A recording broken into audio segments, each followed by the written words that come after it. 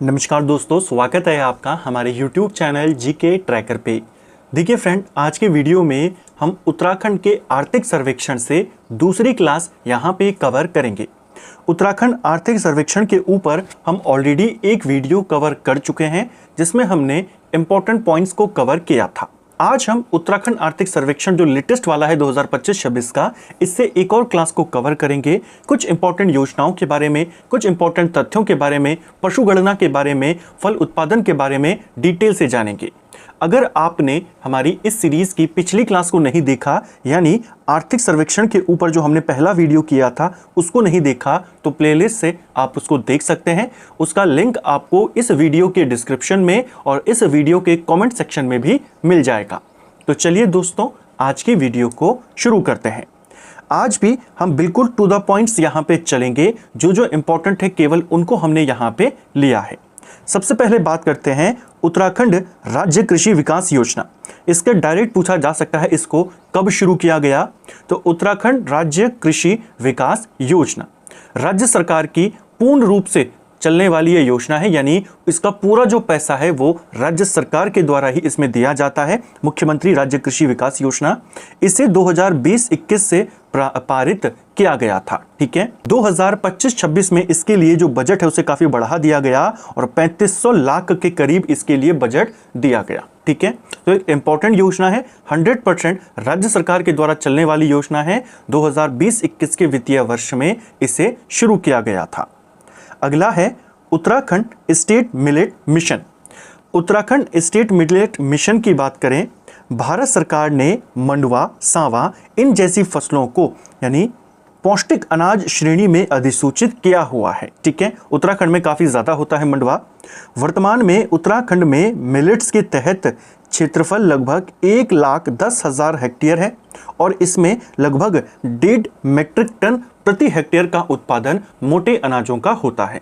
तो उत्तराखंड में कितने क्षेत्रफल में मोटे अनाजों की खेती होती है? 1,10,000 हेक्टेयर क्षेत्र पे। ठीक है, 1.5 लाख मीट्रिक टन प्रति हेक्टेयर यहाँ पे मोटे अनाज का उत्पादन होता है।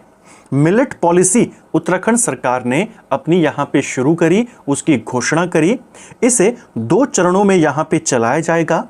मिलेट पॉलिसी यानी जो मोटा अनाज को लेकर के नीति है सरकार की, यह पहला चरण 2025-26 से इसकी शुरुआत होगी 2027-28 तक, और इसका दूसरा चरण 2028-29 से शुरू होगा 2030-31 तक। तो इस आर्थिक सर्वेक्षण में या इस दौरान जो अभी सरकार का बजट आया था, सरकार ने उत्तराखंड स्टेट मिलेट मिशन की शुरुआत करी। 2 चरणों में इसे चलाया जाएगा। पहला 25-26 से लेकर 27-28 तक, दूसरा 28-29 के वित्तीय वर्ष से लेकर 30-31 के वित्तीय वर्ष तक। ठीक है, यह जो मिशन है इसे अलग अलग 2 चरणों में हमने देखा कि इसे शुरू करेंगे। टोटल उत्तराखंड के 68 विकास खंडों में इसे लागू किया जाएगा। पहले चरण में 24 विकास खंड, जिसके अंतर्गत लगभग 30,000 हेक्टेयर में इसे कवर करेंगे, और दूसरे चरण में जो कि 2028-29 से शुरू होगा, 44 विकास खंड में इसे शुरू किया जाएगा इस मिशन को, जो कि 40,000 हेक्टेयर में होगा। तो पहले चरण में कितने विकास खंड होंगे, दूसरे चरण में कितने विकास खंड होंगे, पहला चरण कब से कब तक है, इस तरह के सवाल बन जाते हैं। ठीक है, मंडवा उत्पादन में आप जानते हैं उत्तराखंड में सबसे ज्यादा मंडवा उत्पादन पौड़ी गढ़वाल में होता है। अगर आपसे पूछेगा मंडवा खरीद में यानी किस जनपद से सर्वाधिक मंडवे की खरीद करती है सरकार, वो चमोली जनपद आपने टिक करना है। ठीक है, चीनी मिलों की बात करते हैं। उत्तराखंड में चीनी मिलों की संख्या कितनी है? ये जो आर्थिक सर्वेक्षण आया है उसी का ये डेटा है, लेटेस्ट डेटा है। उत्तराखंड में चीनी मिलों की संख्या टोटल 8 है, जिसमें सहकारी जो चीनी मिलें हैं इनकी संख्या 2 है। 2 इसमें सार्वजनिक हैं और 4 इसमें प्राइवेट हैं। ठीक है, चीनी मिलों की संख्या 2025-26 के वित्तीय वर्ष में यानी वर्तमान में कितनी है? टोटल 8 है। गन्ना पेराई 2025-26 में कितना हुआ? जनवरी 2026 तक के अगर हम डेटा की बात करें जो उपलब्ध है, 183.73 लाख क्विंटल। और चीनी उत्पादन कितना हुआ उत्तराखंड में जनवरी 2026 तक जो वित्तीय वर्ष रहा है 2025-26 का, मार्च 2031 में इस वित्तीय वर्ष ने खत्म होना था, तो जनवरी तक का डेटा उस समय उपलब्ध था 2025-26 के वित्तीय वर्ष का। जनवरी तक में इसमें चीनी का उत्पादन लगभग 16.48 लाख क्विंटल यहाँ पर हुआ। ठीक है, ये दोनों डेटा हैं, पूछे जा सकते हैं। अब हम बात करेंगे जनपदवार फल, सब्जी, आलू, मसाला उत्पादन के आंकड़ों के बारे में। 2024-25 के डेटा को हम यहाँ पे देखेंगे। सबसे पहले बात करते हैं फलों की। फल उत्पादन में 2024-25 में सबसे ज़्यादा फलों का उत्पादन नैनीताल में हुआ, फिर उधम सिंह नगर में हुआ और फिर उत्तरकाशी में। सबसे कम की बात करें तो रुद्रप्रयाग में सबसे कम हुआ, फिर चमोली में और फिर चंपावत में। तो सर्वाधिक फल उत्पादन 2024-25 का जो वित्तीय वर्ष खत्म हो चुका है उसमें नैनीताल में, फिर उधम सिंह नगर में और फिर उत्तरकाशी। सबसे कम रुद्रप्रयाग, चमोली और चंपावत। सब्जी उत्पादन की बात करें तो सबसे ज़्यादा सब्जी का उत्पादन उधम सिंह नगर में, फिर हरिद्वार और फिर टिहरी गढ़वाल। सबसे कम की बात करें तो रुद्रप्रयाग, फिर बागेश्वर और फिर चमोली जनपद। आलू की बात करें तो आलू उत्पादन में सर्वाधिक जो रहा वो उधम सिंह नगर रहा, इसके बाद उत्तरकाशी रहा और फिर हरिद्वार रहा। सबसे कम की बात करें तो आलू उत्पादन में सबसे कम रुद्रप्रयाग रहा, फिर बागेश्वर और चमोली। मसाला उत्पादन में सबसे ज़्यादा मसाला उत्पादन टिहरी गढ़वाल ने किया, फिर नैनीताल और फिर देहरादून। सबसे कम मसाला उत्पादन की बात करें तो रुद्रप्रयाग। केवल आपने पहले सबसे ज़्यादा सबसे कम वाले को याद कर लेना है, फिर आपने बाकी जनपदों को देखना है, क्योंकि कई बार एग्जाम में वो क्रम लगाने को दे देता है कि सर्वाधिक आलू उत्पादन के टॉप 3 राज्यों को यहाँ पे लगाइए, टॉप 3 जनपदों को। ठीक है, तो आलू उत्पादन में नंबर 1 पे उधम सिंह नगर है, मसाला उत्पादन में नंबर 1 पे टिहरी गढ़वाल है, सब्जी उत्पादन में यहाँ पे उधम सिंह नगर ही है, दोनों में, आलू में भी और सब्जी में भी, और फल उत्पादन में नैनीताल, मसाला उत्पादन में टिहरी गढ़वाल। ठीक है, कम की बात करें तो फल उत्पादन में सबसे कम रुद्रप्रयाग, सब्जी उत्पादन में भी सबसे कम रुद्रप्रयाग, आलू में भी सबसे कम रुद्रप्रयाग और मसाला में भी सबसे कम रुद्रप्रयाग। ठीक है, चलिए अन्य कुछ विविध तथ्य हैं, इसको जानते हैं खाद्यान्न को लेकर के। राज्य में वर्तमान में खाद्य प्रसंस्करण उद्योग मंत्रालय भारत सरकार के सहयोग से कुल कितनी कोल्ड चेन इकाइयां स्थापित हैं? तो टोटल 25 कोल्ड चेन इकाइयां स्थापित हैं। इन 25 कोल्ड चेन इकाइयों में सबसे ज़्यादा उधम सिंह नगर में है 17, 2 इकाइयां नैनीताल में है, 2 इकाइयां हरिद्वार में है और 2 इकाइयां देहरादून में पड़ती हैं। ठीक है, तो सबसे ज़्यादा वाली पूछी जा सकती है, कुल की संख्या पूछी जा सकती है। ठीक है, राज्य का कुल भौगोलिक क्षेत्रफल 53.48 लाख हेक्टेयर है, जिसमें से 6.96 लाख हेक्टेयर कृषि फसलों के अंतर्गत आता है। इनमें से लगभग 1.71 लाख हेक्टेयर क्षेत्र औद्योगिकी फसलों के अंतर्गत आता है। औद्योगिकी फसलें कौन सी होती हैं? कृषि फसलें कौन सी होती हैं? कृषि फसलों में गेहूं, धान जैसी जो अनाज वाली फसलें हैं वो आ जाती हैं। औद्योगिकी फसलों में फल, सब्जी, फूल, ये जो बागवानी वाली फसलें होती हैं वो आती हैं। तो यहाँ पे ये कहा गया है कि उत्तराखंड का टोटल एरिया इतना है, इसमें से जो कृषि फसल होती है, अनाज हम उगाते हैं वो इतने एरिया में उगाते हैं, लगभग 7 लाख हेक्टेयर में, और इसमें से 1.71 लाख हेक्टेयर में हम बागवानी फसल यानी जो फूल हो गए, हमारे फल हो गए, सब्जी हो गए, इनको उगाते हैं। ठीक है, उत्तराखंड महक क्रांति नीति के तहत 7 एरोमा वैली विकसित की जा रही है। तो कितनी एरोमा वैली यहाँ पर बनाई जा रही है? 7। किन किन जनपदों में? तो पिथौरागढ़ में, चंपावत में, अल्मोड़ा में, चमोली, पौड़ी, हरिद्वार और उधम सिंह नगर में। ठीक है, अब उत्तराखंड चाय विकास बोर्ड के बारे में जानते हैं। देखिए, यूपी सरकार ने 1993-94 में चाय विकास परियोजना की शुरुआत करी थी कुमाऊं और गढ़वाल मंडल विकास निगम के माध्यम से। राज्य गठन के बाद राज्य की पहली चाय फैक्ट्री उत्तरांचल चाय फैक्ट्री के नाम से बागेश्वर के कौसानी क्षेत्र के पिंगलकोट में 2001 में स्थापित की गई। तो यूपी सरकार ने चाय विकास परियोजना कब शुरू करी थी? 1993-94। राज्य बनने के बाद जो उत्तराखंड की पहली चाय फैक्ट्री बनी, उत्तराखंड चाय फैक्ट्री इसको कहते हैं, 2001 में पिंगलकोट बागेश्वर के कौसानी इलाके में। ठीक है, इस फैक्ट्री ने 2002 तक उत्तरांचल टी ब्रांड के तहत ऑर्थोडॉक्स चाय का उत्पादन शुरू किया। 2001 में ये बनती है, 2002 तक यानी 2002 में यह उत्तरांचल टी के नाम से प्रोडक्शन शुरू कर देती है। इसके बाद अलग अलग क्षेत्रों में जैसे चंपावत में, नैनीताल के घोड़ाखाल में, चमोली के नौटी में छोटे छोटे क्षेत्रों में चाय बागानों की स्थापना होती है और साथ में यहाँ पे 3 छोटी फैक्ट्रियों को भी स्थापित किया जाता है। तो पहले बागेश्वर में बनी, उसके बाद नैनीताल में, चंपावत में, चमोली में चाय बागानों को, चाय फैक्ट्रियों को स्थापित किया गया। उत्तराखंड चाय विकास बोर्ड का गठन कब हुआ? जो इनको चलाता है, जो इनको संचालित करता है, उत्तराखंड चाय विकास बोर्ड, यह 11 फरवरी 2004 को बना और ये अल्मोड़ा में बना था। ठीक है। वर्तमान में ये जो उत्तराखंड चाय विकास बोर्ड है, इसके द्वारा उत्तराखंड के 8 पर्वतीय जिलों, जिसमें अल्मोड़ा, नैनीताल, बागेश्वर, चंपावत, पिथौरागढ़, चमोली, रुद्रप्रयाग, पौड़ी और टिहरी गढ़वाल शामिल हैं, इसमें चाय विकास कार्यक्रम संचालित किया जा रहा है। तो चाय विकास बोर्ड के द्वारा वर्तमान में उत्तराखंड के 8 जनपदों में यह कार्यक्रम चलाया जा रहा है।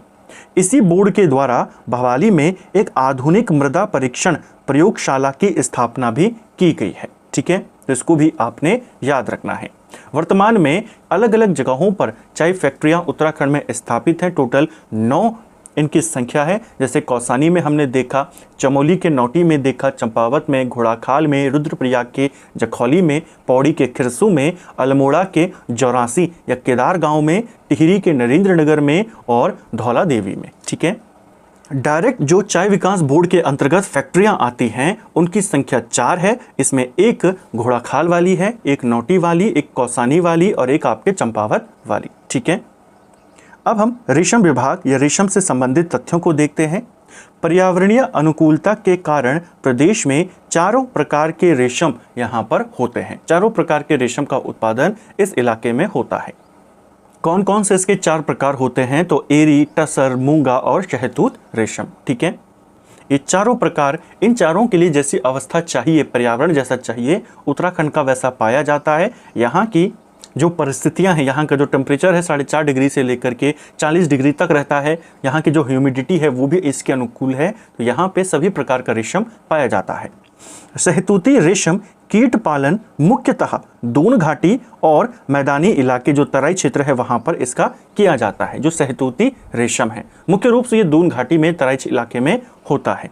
उच्च गुणवत्ता बायोवोल्टीन रेशम कोया उत्पादक होने के कारण उत्तराखंड को बायोवोल्टीन सिल्क स्टेट के नाम से जाना जाता है। बायोवोल्टीन सिल्क स्टेट उत्तराखंड को कहते हैं। ये क्वेश्चन डायरेक्ट आपका यहीं से उठा के बनाया गया था कि इसे क्यों कहते हैं, क्योंकि यहाँ पर हाई क्वालिटी का बायोवोल्टीन रेशम कोया उत्पादन होता है। इस वजह से उत्तराखंड को बायोवोल्टीन सिल्क स्टेट कहा जाता है। विशेषकर दून घाटी की जलवायु इस बायोवोल्टीन शहतूती रेशम के लिए काफ़ी उपयुक्त मानी जाती है। ठीक है। तो ये हमने उत्तराखंड की कृषि, यहाँ की फसलें, इनको लेकर के जो आंकड़े थे आर्थिक सर्वेक्षण में, उनको जाना। अब हम उत्तराखंड के पशुपालन, दुग्ध विकास और मत्स्यों के बारे में, यानी मछली पालन के बारे में जानेंगे। इसके इंपॉर्टेंट डेटा को देखेंगे। उत्तराखंड में दुग्ध उत्पादन गठन के समय कितना होता था? जब राज्य का गठन हुआ 2001 में, तो 1,66,000 टन। अब 2024-25 के वित्तीय वर्ष में यह 1,824,000 टन हो गया और 2025-26 का जो वित्तीय वर्ष चल रहा है, जिसका दिसंबर 2025 तक का डेटा उपलब्ध है, उसमें 19,57,000 टन यहाँ पर हो गया, यानी ऑलरेडी पिछले वर्ष की तुलना में ज़्यादा। तो गठन के समय इतना था, 2024-25 के वित्तीय वर्ष में इतना रहा। अंडा उत्पादन की बात करें तो गठन के समय 8,94,00,000 अंडों का उत्पादन किया गया उत्तराखंड में, और अब यह संख्या 2024-25 में 63 करोड़ के ऊपर पहुंच चुकी है। मांस उत्पादन की बात करें तो जब राज्य बना था तो उत्तराखंड में उस समय मांस उत्पादन लगभग 78 लाख टन होता था, जो कि आज 256 लाख टन के करीब पहुंच चुका है। ठीक है। उत्तराखंड सरकार ने एक नई नीति को यहाँ पे मंजूरी दी, जिसका नाम है पोल्ट्री विकास नीति, या जिसे कुक्कुट विकास नीति भी कहते हैं। इसको सरकार ने 9 जून 2025 को मंजूरी दी।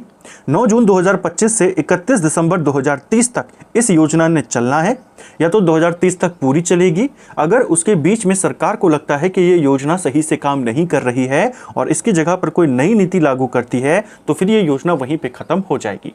तो इस योजना का जो कार्यकाल है वो 2030 तक है, उत्तराखंड पोल्ट्री विकास नीति। इसके अंतर्गत पोल्ट्री फार्म स्थापित अगर कोई करता है तो मैदानी क्षेत्रों में उसे कुल परियोजना का लागत का 30% और पर्वतीय इलाकों में 40% की सब्सिडी उसे दी जाएगी। यानी अगर कोई व्यक्ति पोल्ट्री फार्म स्थापित करता है इस योजना के अंतर्गत, तो उसकी जितनी भी लागत होगी, अगर उसने मैदानों में खोली है तो उसको 30% सब्सिडी मिलेगी सरकार से, पर्वतों में खोली है, पहाड़ी इलाकों में खोली है तो 40% सब्सिडी उसको मिलेगी। इसके अलावा सरकार ने एक परियोजना और शुरू करी जो हाल ही में पेपर में पूछी गई थी, गोट वैली परियोजना। गोट वैली परियोजना 16 नवंबर 2022 को यहाँ पे उत्तराखंड के मुख्यमंत्री के द्वारा शुरू की गई। इसका वर्ष पूछा गया था, ये कब शुरू हुई, तो 16 नवंबर 2022 को। इसे क्यों शुरू किया गया, तो क्लस्टर आधारित बकरी पालन को प्रोत्साहित करना, यानी जैसे पोल्ट्री फार्म के लिए कुक्कुट विकास नीति आई है, ऐसे ही बकरी पालन को बढ़ावा देने के लिए गोट वैली परियोजना को शुरू किया गया 2022 में। अभी इस योजना के अंतर्गत वर्तमान में 5198 लाभार्थियों को लाभान्वित किया जा रहा है। ठीक है, तो ये भी इस योजना का लेटेस्ट डेटा है। पशुधन सांख्यिकी की बात करें, राज्य में 20वीं पशुधन गणना के अनुसार टोटल पशुधन कितना है, कई बार ये नंबर डायरेक्ट पूछ लेता है। 46.63 लाख यानी 46 लाख के करीब उत्तराखंड का टोटल पशुधन है। इसमें 18 लाख के करीब, लगभग 18.5 लाख के करीब गौवंशीय पशु हैं, लगभग 8.5 लाख के करीब महिष वंशीय पशु हैं, लगभग 16.5 लाख के करीब भेड़ बकरियां हैं और लगभग 2.25 लाख के करीब अन्य पशु उत्तराखंड में पाए जाते हैं।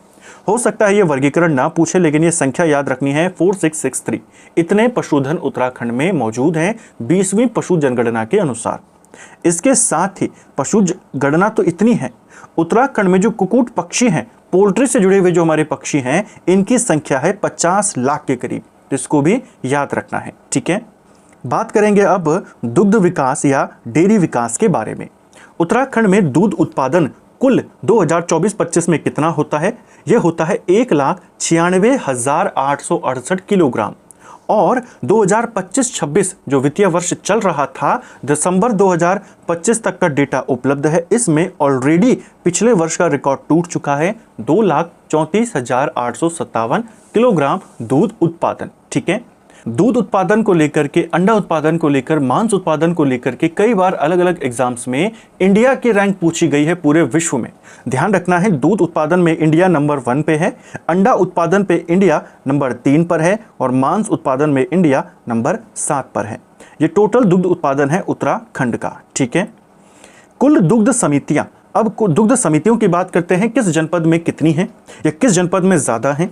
उत्तराखंड में टोटल दुग्ध समितियों की जो संख्या है, इनकी संख्या वित्तीय वर्ष यानी दिसंबर 2025 तक की अगर हम बात करें, दिसंबर 2025 तक का ही डेटा उपलब्ध है, तो दिसंबर 2025 तक उत्तराखंड में टोटल 2807 दुग्ध समितियां यानी डेयरी समितियां अस्तित्व में थी। ठीक है, इनमें सबसे ज़्यादा नैनीताल में है, उसके बाद ऊधम सिंह नगर में, सबसे कम इसमें रुद्रप्रयाग में है और फिर टिहरी और चमोली में। ऐसे ही उत्तराखंड में महिला डेयरी समितियां भी बनाई हुई हैं।